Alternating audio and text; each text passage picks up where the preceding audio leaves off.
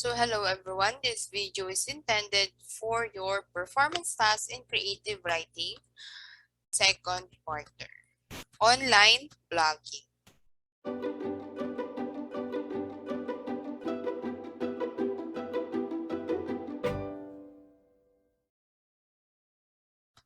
So in our subject, I asked you to use Wordpress.com to make a website. So ang website na magagawa nyo ay gagamitin natin as your online portfolio.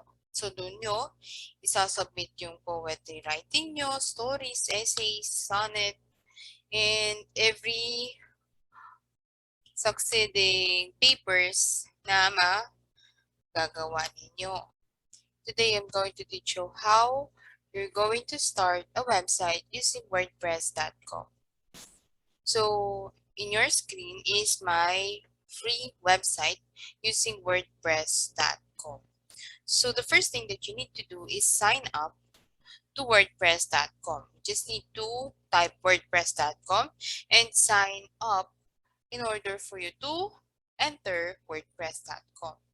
Let's go to my sites. So here I have 4 sites. 2 of them are not officially launched. Hindi pa siya officially launched. So the website that is crafted na because I keep on uploading things on it is my learnwithjen.wordpress.com. So this page or this site is connected to my YouTube channel. So dito ko ina-upload yung mga recorded video, modules, ganun, like this. So you can download the module, you can watch the module, you can watch it like that. So ganyan. So this is the heading, Learn with Jen, and these are the menu, Practical Research 1, Practical Research 2, Introduction to Philosophy of Human Person, Creative Writing, etc. And I also have sample exam. So paano ba gumawa ng ganito? Using WordPress.com. And I have here an example on how you're going to make your performance task in creative writing.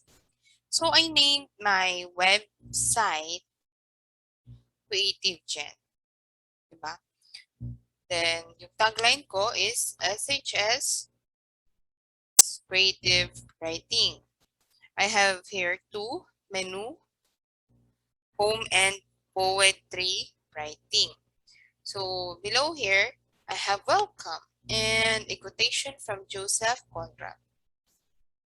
And I have here some words of affirmation for you guys. So you need to remember, a writer's work goes through a lot of editing and revisions before it gets to be published.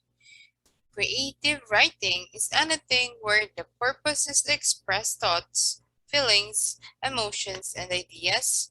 And from C.S. Lewis, you can make anything by writing. And I quoted here below, this page is intended for the subject creative writing for senior high school sample performance task. For your performance task, you don't need to put this one because it is your page. So, paano ko titignan ang page nyo or ang site niyo? You just need to provide. So, paano titignan ni Ma'am Jen ang inyong performance task? You just need to provide your domain, this one. So, think about your website domain. So, do you want to copy creativewritinggen.wordpress.com or do you want to make it a little more creative, like Lumanigen, like that, Febby Writes, or anything. Just need to be creative. So, paano ba nangyaring ganito ito? So, pupunta tayo sa edit para ma-redirect tayo sa setting ng page ko. Okay?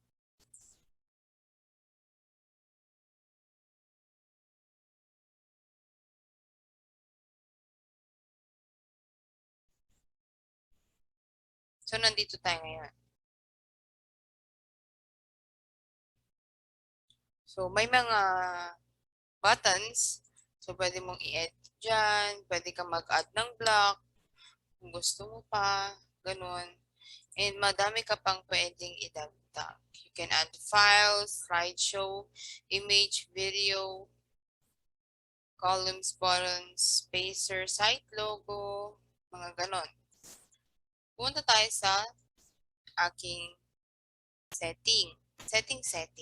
I don't know how you're gonna say it. It's just like that. So, pumunta kayo sa pages.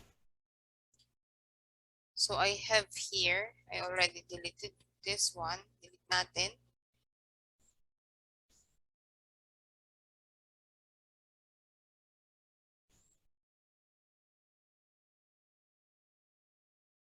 So, you need to add new page. Poetry writing. Essay. Pwedeng about me, mga ganon. So, I choose blank page. And, ang pwede nating ilagay ay stories.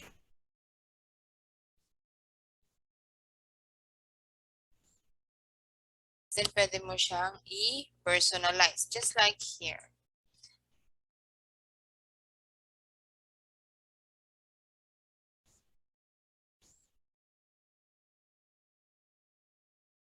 So, pag pinindot mo itong poetry writing, nandito tayo sa poetry writing. Pag pinindot mo itong home, pupunta ka sa home.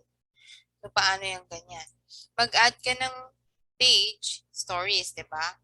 Then, lagyan natin ng konting content.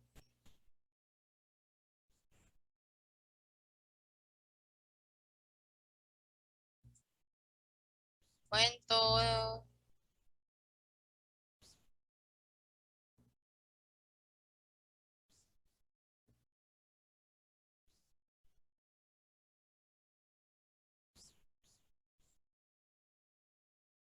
So, this is just an example, okay? We need to publish this one. Then, after that, we're going to click here, view pages, pumunta ka sa appearance, and pindutin mo yung menus.